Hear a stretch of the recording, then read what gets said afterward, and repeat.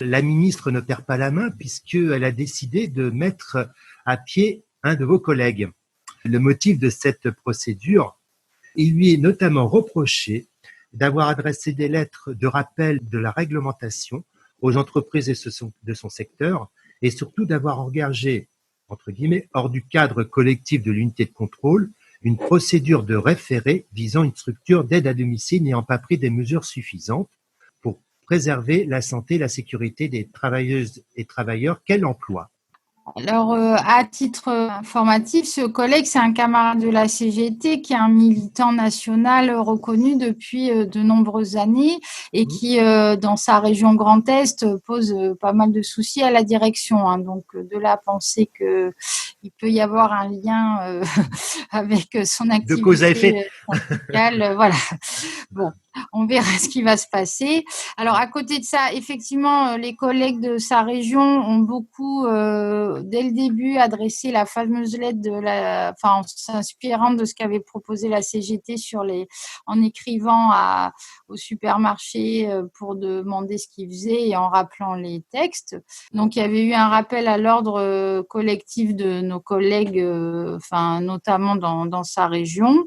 Effectivement, il a fait son travail, hein, c'est-à-dire qu'il a été alerté en interne de gros dysfonctionnements dans cette association d'aide à domicile, qui n'est pas énorme, mais qui est dans un endroit où il n'y a pas grand monde. Enfin, c'est des zones un peu sinistrées quand même.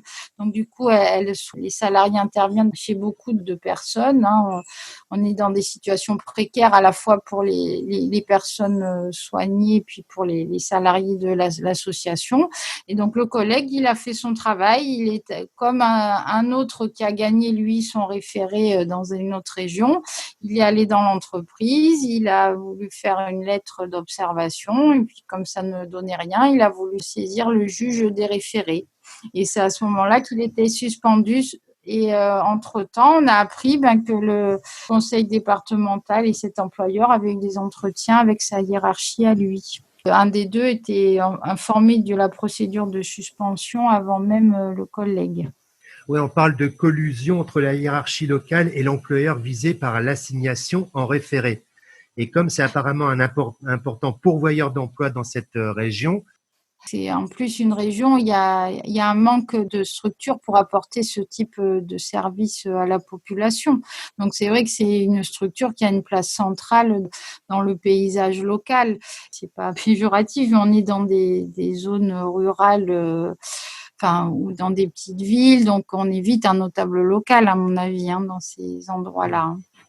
Dans l'association dans laquelle il est intervenu, il y a plusieurs personnes qui ont été hospitalisées et d'autres qui sont en arrêt pour suspicion de Covid-19 quand même. Hein. Il n'est pas allé la fleur au fusil. Il avait quand même été alerté en interne parce qu'il y avait des réels problèmes dans cette association et que ça s'était traduit effectivement par des dangers pour les salariés. Il aurait eu le droit de le faire même en amont, mais là on est vraiment on est dans ce qui relève de nos pouvoirs et du référé, c'est-à-dire qu'il y a vraiment un danger grave et imminent, pour les salariés. Il faut intervenir en urgence, parce qu'on n'est pas dans la notion de danger grave et imminent, mais on est dans la notion d'urgence. Et cette urgence, elle était illustrée par le fait que des salariés avaient été contaminés. Il y a une action intersyndicale qui s'est montée pour soutenir ce collègue. Tu peux nous en parler ? Donc, il y a une intersyndicale large, CGT, Sud, FSU, FO, CNT. Avant le camarade, il y a eu plein de collègues qui ont eu des pressions de la part de leur hiérarchie pour ne pas intervenir ou ne pas faire les suites qu'ils comptaient faire après des contrôles. L'intersyndicale a mis en place une adresse mail spécifique pour que les agents, les collègues puissent écrire. Mais il y a un soupçon que tous les mails n'arrivent pas. En tout cas, il y a eu plusieurs cas dans plusieurs endroits différents déjà de pression, directe ou indirecte, pour que certains agents ne fassent pas ce qu'ils pensaient être bon de faire. Et donc, in fine, donc, il y a eu la suspension. Et donc, cet syndicat large dénonce la situation et appelle à l'arrêt de la procédure contre le collègue. Et il y a aussi une pétition qui a été lancée par quelqu'un extérieur du ministère. Hein, c'est un militant du Parti communiste cheminot et qui a lancé une pétition sur Internet. Et là, c'est un succès énorme. Hier soir, on était à plus de 75 000. Donc, je ne sais pas combien on en est aujourd'hui, mais il suffit de taper sur un moteur de recherche change.org, je soutiens Anthony Smith et l'adresse, ça se trouve facilement après. Notre direction a essayé de se rattraper, et donc il y a eu un communiqué sur le site du ministère du Travail où en plus il était insinué que le collègue ne faisait pas son travail sur son secteur, enfin bon, voilà, pour le décrédibiliser.